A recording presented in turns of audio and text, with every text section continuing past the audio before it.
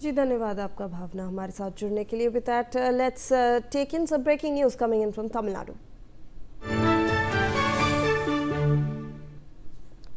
Tamil Nadu Chief Minister C. Joseph Vijay has written to Prime Minister Narendra Modi seeking changes to the implementation of the Viksit Bharat Guarantee for Rozgar and Ajivika Mission, or the VB-GRAMG bill.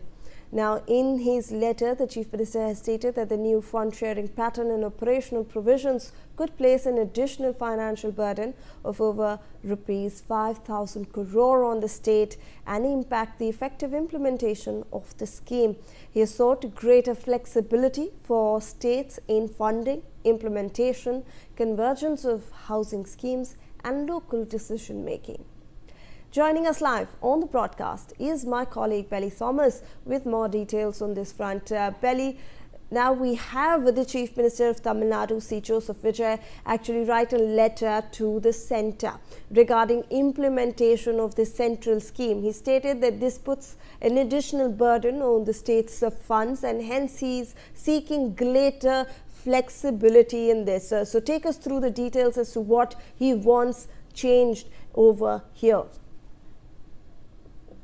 Shivani, the Tamil Nadu Chief Minister C. Joseph Vijay has written a letter to Prime Minister Modi in regards with the difficulties or the financial burden that would occur on the state exchequer on the implementation of the Viksit Bharat Guarantee for Rozgar and Ajivika Mission.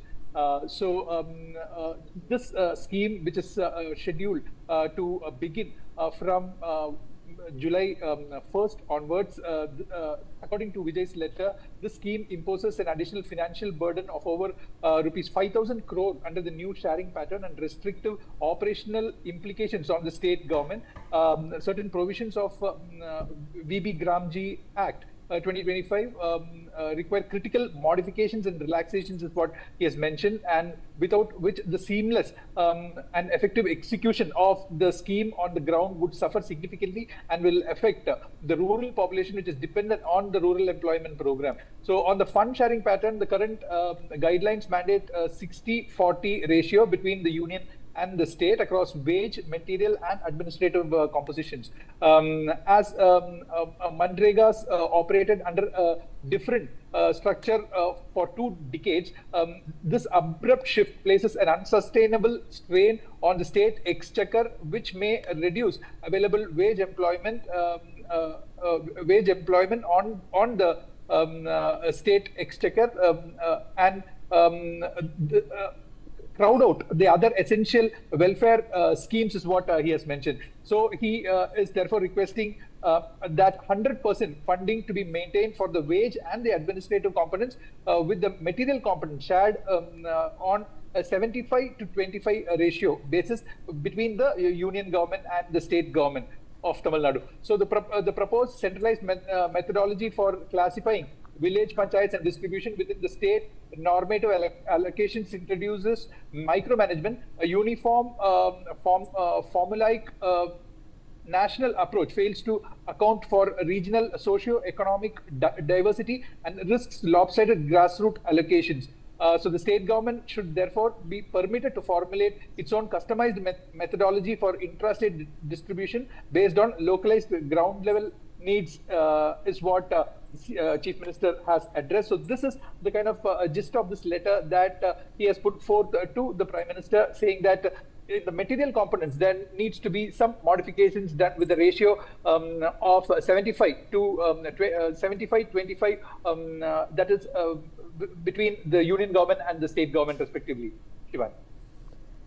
I also want to understand, Belly, from your perspective and understanding, is C. Joseph Vijay only seeking this flexibility for implementation in Tamil Nadu, or is he talking about a lot of other states and greater flexibility in the whole scheme per se? This particular letter addressed by Tamil Nadu Chief Minister talks only with respect to Tamil Nadu, wherein he talks about the rural employment,